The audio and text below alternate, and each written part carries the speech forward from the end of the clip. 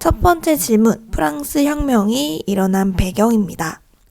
프랑스 혁명이 일어난 배경 중에 가장 중요한 요소 중에 구제도의 모순이 있는데요. 옛날 프랑스 사회에서는 제1신분과 제2신분, 제3신분이 있었는데 제1신분은 성직자, 제2신분은 귀족, 제3신분은 평민이었습니다. 성직자와 귀족은 프랑스 사회에 2% 정도밖에 안 될 정도로 굉장히 소수인 반면에 평민은 나머지 98%일 정도로 굉장히 많은 인구가 있었습니다. 2%에 불과한 성직자와 귀족은 아주 많은 토지와 그리고 세금을 내지 않는 특권을 갖고 있었습니다. 반면에 많은 인구인 평민들은 토지도 별로 없는데도 불구하고 많은 세금을 내야 됐고 정치적 권리는 그에 비해 갖고 있지 않았습니다. 그러다 보니까 이런 모순적인 신분 구조로 인해서 평민들의 불만이 당연히 커질 수밖에 없겠죠. 이렇게 옛날 신분제도의 모순을 우리가 조금 어려운 말로 구제도의 모순이라고 하게 됩니다. 자, 이 내용을 여러분 써넣었으면 됩니다. 꼭 선생님이 이렇게 적은 그대로 안 적고도 여러분이 교과서 내용을 잘 이해하고 습득하시면 됩니다. 자, 요런 구제도의 모순과 또 미국 혁명이 성공적으로 일어나서 미국이 결국 독립했죠. 영국으로부터. 이런 것의 영향으로 당연히 프랑스 사람들도 우리도 혁명이 일어나면 뭔가 사회가 바뀔 거야. 이런 기대를 하게 되고 이런 구제도의 모순을 바꾸기 위해서 프랑스 혁명이 일어나게 됩니다. 자, 이러한 내용을 만화에 적어주시면 됩니다. 자, 한편 이렇게 프랑스 혁명이 굉장히 모순적인 구제도가 있었던 와중에 그 당시 프랑스 왕이었던 루이 16세가 굉장히 큰 문제에 시달리게 됩니다. 바로 미국 혁명 등으로 돈을 너무 많이 썼기 때문에 재정 문제가 정말 심각했어요. 즉 돈이 너무 없었던 거죠. 이런 재정 문제를 해결하기 위해서 3부회를 소집하게 되는데요. 자, 여기 질문에 한번 대답을 해보겠습니다. 3부회가 무엇인지 3부회는 전국 신분회라고도 하는데요. 바로 성직자와 즉 1신분, 그리고 귀족 제2신분, 그리고 평민 제3신분, 1신분, 2신분, 3신분 이렇게 성직자, 귀족, 평민 세 신분의 대표가 모여서 중요한 나라의 문제들을 논의하던 회의가 바로 전국신분회, 즉 3부회입니다. 자, 루이 16세는 재정 문제 해결하기 위해서 방안을 도출하기 위해 이러한 3부회를 소집하게 됩니다. 자, 3부회는 누가 참여를 했을까요? 바로 성직자, 귀족, 평민이 참여를 했습니다. 이런 내용이 들어가게끔 만화를 그리면 되겠죠. 자, 그런데 3부회가 열린 것까진 좋았는데 표결, 즉 투표 방식을 두고 1, 2신분과 3신분이 서로 대립하는 일이 벌어집니다. 왜냐? 제1, 2신분이 주장한 투표 방식은 신분별 투표를 주장하게 됩니다. 신분별 투표란 쉽게 말하면 지금 프랑스 사회에는 제1신분인 성직자, 2신분인 귀족, 3신분인 평민이 있죠. 요 성직자와 귀족은 매우 소수고 평민이 많습니다. 그런데 지금 신분이 3개가 있으니까 여기서 한 표, 2신분에서 한 표, 3신분에서 한 표 해가지고 다수결로 정하자. 요게 신분별 투표예요. 근데 여러분 1신분과 2신분은 기득권자예요. 이미 이 친구들은 돈도 많고 모자랄 게 없어서 의견이 같단 말이에요. 그래서 어떤 거에 대해서 투표를 할 때 1신분과 2신분은 같은 의견을 낼 가능성이 큽니다. 그런데 3신분은 1, 2신분하고 좀 다른 상황에 있다 보니까 다른 주장을 할 수가 있겠죠. 그러면 다수결에 따르면 1, 2신분이 굉장히 적은 인원인데도 불구하고 결론적으로 어떤 결정을 할 때 2대 1의 결과가 되겠죠. 왜냐하면 1, 2신분은 의견이 비슷하니까 두 명의 의견이 같은데 3신분은 서로 다르니까 2대1로 얘네의 의견이 반영될 가능성이 크겠죠. 이렇게 신분별로 제3신분과 2신분과 1신분이 하나씩 투표를 해서 다수결로 결정하는 방법이 신분별 투표입니다. 신분별 투표는 평민에게는 유리한가요? 불리한가요? 불리할 수밖에 없죠. 왜냐하면 2대1의 싸움이니까요. 자, 그래서 제3신분은 이런 투표 방식에 불만을 품고 이러한 방식을 주장하게 되는데요. 그게 바로 머릿수 투표입니다. 요건 무슨 말이냐? 마찬가지로 1신분, 2신분, 3신분이 모이되 이 사람 인원수로, 즉 머리수로 투표를 하자는 거예요. 이거에 따르면 지금 1신분, 2신분, 3신분 중에 인원이 제일 많은 신분은 어디예요? 제3신분이 나라의 거의 98%이기 때문에 굉장히 인원이 많죠. 즉 인원이 많은 사람이 있는 머리수대로 투표가 되니까 이 경우에는 누가 유리하겠어요? 인원수가 많은 요 제3신분이 유리하겠죠? 자, 요렇게 제3신분들은 머릿수 투표를 주장하게 됩니다. 그래서 요 아래에 제1, 2신분은 신분별 투표를 주장하고 제3신분은 머릿수 투표를 주장한 이유는 여러분 뭐겠어요? 바로 요 신분별 투표는 누구한테 유리하다? 제1, 2신분한테 유리하고 머리수 투표는 누구한테 유리하다? 사람 인원, 머리가 많은 제3신분이 뭔가 의견을 제시할 때 그 의견이 반영될 가능성이 큰 투표 방식이기 때문이죠. 자, 이러한 것을 여러분이 적고 이러한 내용이 들어가게 만화를 작성해 주시면 됩니다. 자, 요 제3신분의 머릿수 투표 주장 받아들여졌을까요? 당연히 권력이 약했던 제3신분은 제1, 2신분한테 밀려서 이 주장이 받아들여지지 않았습니다. 제3신분은 너무 화가 나요. 그래서 따로 의회를 결성하는데 그 의회 이름이 바로 국민의회입니다. 이들은 국민의회를 결성한 후 그 당시 궁궐 옆에 있었던 테니스 코트장에 모여서 서로 서약을 합니다. 테니스 코트 서약의 내용이 무엇이었어요? 새로운 헌법이 제정될 때까지 절대 여기서 해산하지 않겠다라는 약속이 테니스 코트에서 한 테니스 코트의 서약이라고 합니다. 자, 국왕은 당연히 이런 국민의회가 마음에 들지 않겠죠. 궁궐 옆에 코트를 점령하고 계속 시위를 하고 있으니까요. 그래서 이제 국왕이 이 국민의회를 탄압하려고 합니다. 이런 내용도 만화에 들어가야 돼요. 자, 그러자 요 국민의회 사람들이 굉장히 화가 나서 그 당시 구제도, 즉 구제도의 모순 아까 배웠잖아요. 구제도의 상징으로 굉장히 많은 억울하게 감옥에 갇힌 정치범들이 많았던 요 바스티유 감옥을 습격하게 됩니다. 또한 바스티유 감옥에는요, 무기고가 있었어요. 무기고가 있었기 때문에 그곳을 습격해서 여러 시위에 필요한 무기를 습득하고 시위할 때 사용하려고 요 감옥을 습격하게 됩니다. 이것을 바스티유 감옥 습격 사건이라고 합니다. 자, 요렇게 이들이 국민의회를 결성하고 테니스 코트 서약을 하고 국왕이 국민의회 탄압하려고 하니까 바스티유 감옥 습격해서 무기도 습격하고 더 혁명이 거세지는 내용을 여러분이 그리시면 되겠습니다. 자, 그 다음 내용입니다. 국민의회가 이렇게 혁명이 심해지니까 나중에는 더 민중들의 지지를 받기 위해서 중세의 봉건제 기억나죠? 프랑스는 굉장히 보수적인 사회여서 아직까지 요 근대 사회 때도 요 봉건 제도가 남아 있었어요.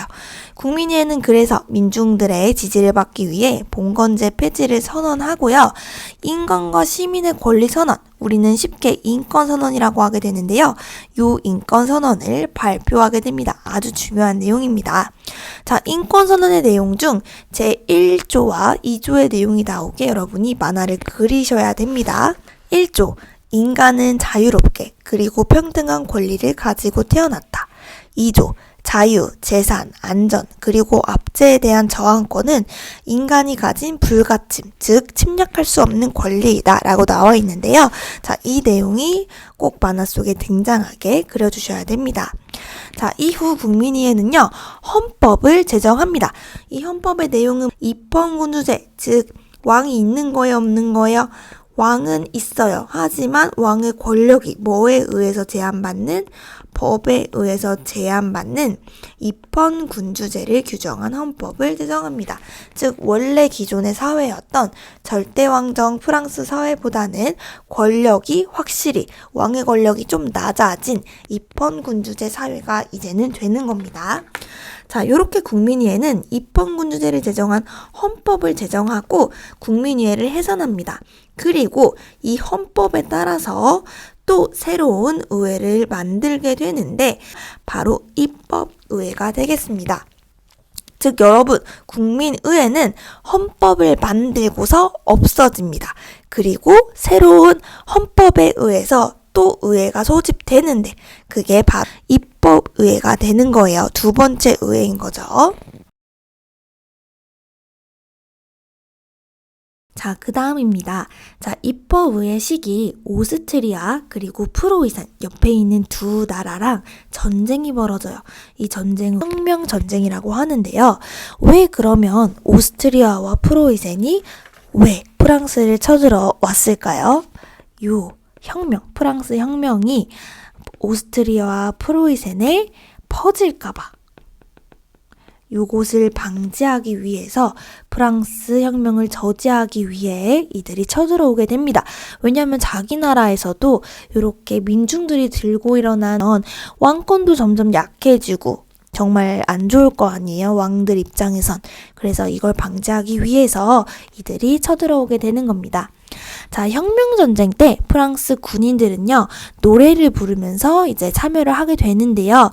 그때 바로 마르세유 지방이 있어요. 프랑스 남부에 있는 마르세유 사람들이 이제 부르던 이 마르세유의 노래라는 라 마르세예즈라는 요 프랑스어로 요 노래가 지금의 프랑스 국가가 되었다고 합니다. 자, 이 사실도 만화에서 소개해 주시면 좋을 것 같고요. 자, 인터넷 찾아보면 더 자세한 내용이 있을 겁니다. 자, 혁명은 더 과격화됩니다. 그러면서 이들은 이제 혁명 전쟁 중에 어떤 선택을 하냐면 그 당시 있었던 왕권을 정지시키고, 왕은 있었어요. 그때 입헌군주제였잖아요. 이 입헌군주제의 왕권마저 정지시키고 새로운 의회를 또 소집합니다. 이 새로운 의회는요, 이제 공화정이라는 의미에서 국민공회라고 짓습니다. 자, 이제부터는 입법의회가 없어지고 왕권 정지하니까 공화정 됐죠. 그래서 국민공회 이렇게 이해하시면 되겠습니다. 입법의회 대신 국민공회가 생겼어요. 국민공회는 입헌군주제가 아니고 뭐라고요? 공화정이잖아요. 자, 공화정을 선포합니다. 이들은 공화정을 선포하고 공화정은 왕이 있다 없다? 왕이 없었죠. 그렇기 때문에 그 당시 왕이었던 루이 16세를 단두대에서 처형하게 됩니다. 자, 단두대는 목을 싹둑 자르는 기계인데요. 자, 이것을 여러분이 이제 인터넷에서 찾아서 그려주시면 되겠습니다. 자, 이후 국민공회를 이끈 사람이 나타나는데요. 자, 비슷하게 영국혁명에서의 공화정을 이끈 사람은 크로멜이었죠. 자, 마찬가지로 프랑스 혁명의 공화정, 이 국민공회를 이끌던 사람은 로베스피에르라는 사람이에요. 이 로베스피에르는요, 처음에는 정치를 잘하는가 했는데 점점 크로멜처럼 굉장히 공포적인 정치를 시행하게 됩니다. 자, 로베스피에르가 얼마나 무서운 공포정치를 했는지 교과서에도 나오죠. 혁명에 반대하는 사람들도 있을 수 있잖아. 그런데 이런 반대하는 사람들은 단두대에서 아주 잔인하게 처형을 많이 했습니다. 그래서 이 당시 사람이 엄청나게 많이 단두대에서 죽게 돼요. 자, 로베스피에르 공포정치는 결국 어떻게 끝났어요? 계속 이렇게 공포정치가 지속되니까 당연히 사람들 민심은 떡락하겠죠. 그래서 결국 로베스피에르도 아주 처참한 결말을 받게 되는데 바로 이 사람이 처형했던 수많은 사람처럼 로베스피에르도 단두대에 끌려가서 사람들에 의해서 처형당하게 된다. 자, 요 내용을 여러분 그려주시면 됩니다. 자, 이후 이렇게 공화정, 국민공해 시기가 끝나고 로베스피에르가 처형당하고 끝났어요. 그래서 이후에는 5명의 총재라는 사람들이 함께 화합해서 정치를 하는 총재 정부가 수립됩니다. 그런데 나라에 그 지도자가 한 명이어도 정치하기 힘든데 5명이 있으면 계속 의견이 산으로 가고 다투고 힘들겠죠. 이 총재정부가 정치를 잘 하지 못하고 나라가 계속 혼란스럽자 이 위기를 극복하겠다고 나타난 사람이 있었어요. 이 사람이 바로 나폴레옹입니다. 자, 나폴레옹은 쿠데타를 일으켜서 정권을 장악하게 됩니다. 군사적으로 이제 이런 것을 동원해서 정권을 장악하고 자기가 통령정부라는 걸 세워요. 통령정부를 세우고 제1통령으로 취임을 하게 됩니다. 자, 나폴레옹은 여러 가지 정책을 하는데 그 당시 프랑스를 싫어했던 국가들을 대프랑스 동맹이라고 해요. 이런 대프랑스 동맹을 격파하고 국민교육 제도라는 모든 국민이 교육을 받을 수 있는 제도를 도입합니다.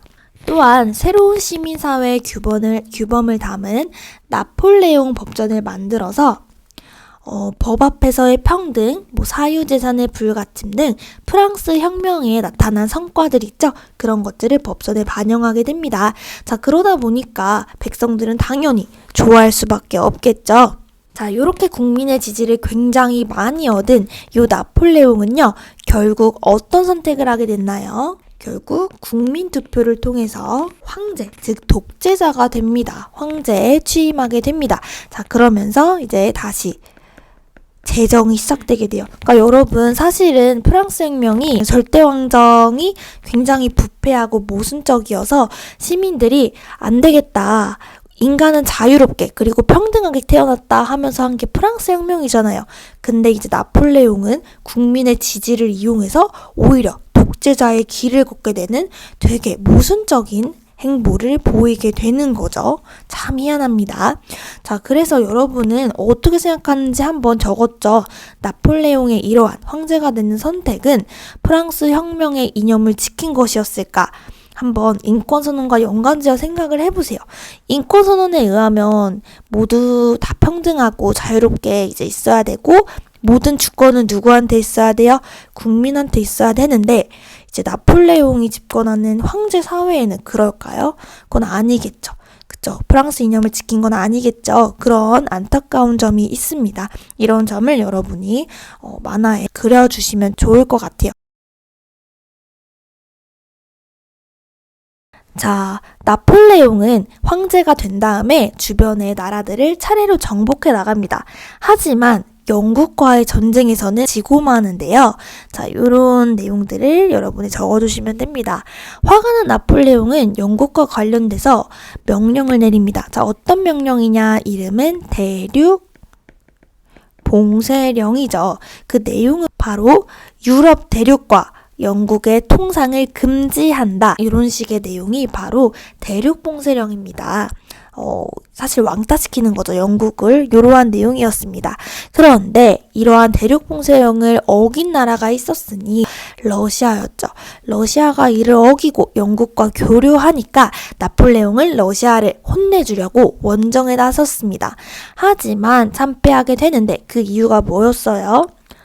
네, 러시아는요, 일단 너무너무 추워. 혹독한 추위가 있어서 요 혹독한 추위를 예상치 못한 혹독한 추위에 독일군들이 굉장히 힘들어하게 되고요. 게다가 러시아군은 계속해서 후퇴하는 이런 작전을 펼쳤어요. 그래서 뭔가 들어가면 또 후퇴하고 들어가면 후퇴하고 해서 생각보다 러시아 깊숙이 들어오게 된 거예요. 그래서 너무 깊숙이 들어갔는데 할 때는 이미 늦었어요.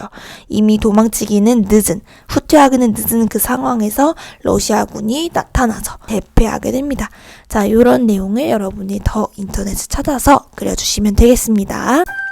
영상 내용을 잘 들었죠? 이제 여러분은 각자 자리로 돌아가서 만화 양식의 만화를 그리시면 됩니다. 선생님이 찍은 영상, 교과서, 인터넷을 참고하여 프랑스 혁명 내용을